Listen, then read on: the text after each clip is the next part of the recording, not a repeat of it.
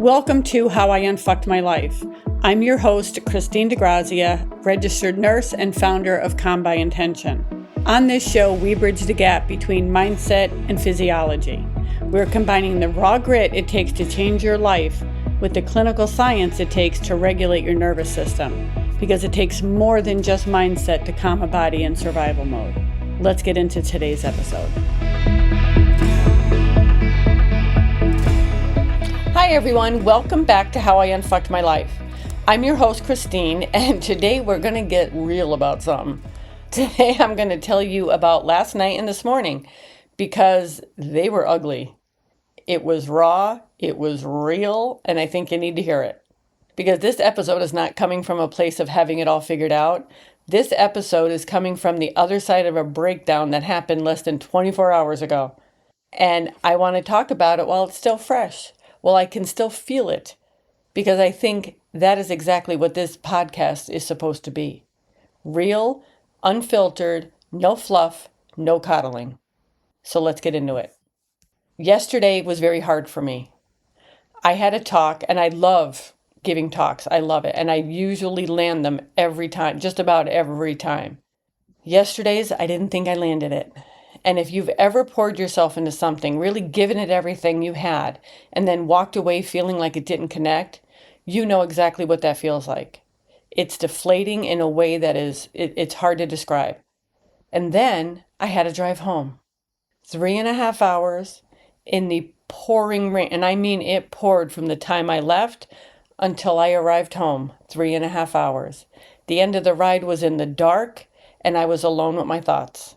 And my thoughts were not kind.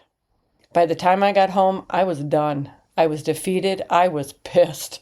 And I was exhausted in that way that goes way deeper than just being tired. That bone-deep exhaustion that comes from pouring yourself out and feeling like it didn't matter. I went to bed, and when I woke up this morning, it was still there. And I cried.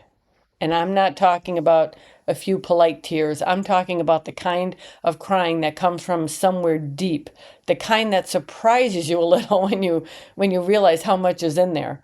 And in that moment, I wanted to quit everything. I wanted to quit my business. I wanted to quit the podcast. I wanted to quit all of it. I was ready to go out and get a soul-sucking 9-to-5 job just to not have to worry about this anymore, to stop fighting so hard for something that some days feels like it's going nowhere. I want you to hear that, because I think sometimes people look at someone who is out here doing the thing, building something, putting themselves out there, talking about growth and resilience and unfucking their life, and they think that person has it all together all the time, that person doesn't have mornings like this. But I do, and I had one today. And I'm telling you about it because I think it's important that you know that. The people who are out here doing the work are not immune to the hard mornings. They just don't stay there. Life happens. It's always going to happen. And you make a decision. So there I was, crying, ready to quit, feeling sorry for myself. And then something shifted. I got mad. I got really mad. Not the kind of mad that is just emotion with nowhere to go. The kind of mad that is actually clarity wearing a disguise. The kind of mad that burns away everything that isn't working and leaves you with a very clear picture of what is. And what I got clear on was this. I am done coddling people. I am done tiptoeing around the truth to make people comfortable. I'm done watering myself down to be more palatable. I am done being the polished, packaged version of myself when what people actually need is the real version. You want help? I'll give it to you. But you're going to have to be willing to hear the truth. You're going to have to be willing to do the work, because I'm not here to hold your hand through the parts that you don't want to face. I'm here to tell you the truth and to give you the tools that you need. What you do with it is 100% up to you. That is who I am. That is who I am as a nurse. That is what this is. And I'm done apologizing for it. And here's where it gets good. Because once I got clear, once I stopped crying and got mad and got honest, things actually started moving. I made some calls. I reached out to some people. I started building something I have been sitting on for a while. And within hours, things were happening. I had people book it before it's even created. Now, I'm not going to get into all the details right now because it's still being built. But what I will tell you is this: none of it would have happened if last night hadn't been awful. If this morning hadn't broken me wide open. The breakdown was the breakthrough. I just couldn't see it until I was on the other side of it. So let me tell you why I'm sharing all of this. And it's not to be dramatic at all. It is not for sympathy, because nope. It is because I think this is one of the most important things that I can tell you. Sometimes things have to fall apart before they can come together the right way. Sometimes you have to hit the wall. Sometimes you have to cry on the floor. Sometimes you have to get so fed up and so done and so raw that all the pretense falls away and you are left with nothing but the truth of who you are and what you actually want. And that is where the good stuff lives. Not in the comfortable days, not in the easy wins, not in the moments where everything feels like, or it's in the moments where everything feels like it's falling apart and you have to decide, am I going to stay down here and live, or am I going to get up and build something? The shit is not the obstacle. The shit is the process. I know that's hard to hear when you're in the middle of it, because if somebody told me that this morning, when you're driving home in the rain feeling defeated, when you're crying into your pillow in the morning wanting to give up, I know it does not feel like a process in those moments. It just feels like pain. But I want you to trust something. The people who come out the other side of hard things with more clarity, more fire, more direction, they did not get there despite the hard thing. They got there because of it. So what do you do when you're in it? When you are in the middle of the hard morning and you cannot see the other side? First, feel it. Don't run from it. Don't stuff it down. Don't immediately try to fix it or reframe it or find a silver lining. Just feel it. Cry. Cry real hard if you need to.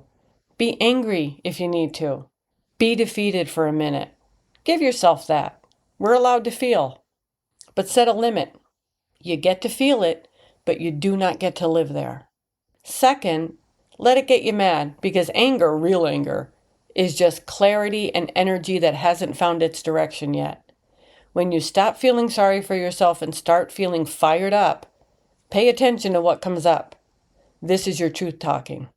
And third, move. Do one thing, send one email, make a phone call, take one step in any direction, because motion changes everything. You cannot think your way out of a breakdown. You have to move your way out. And fourth, look back at what came from it.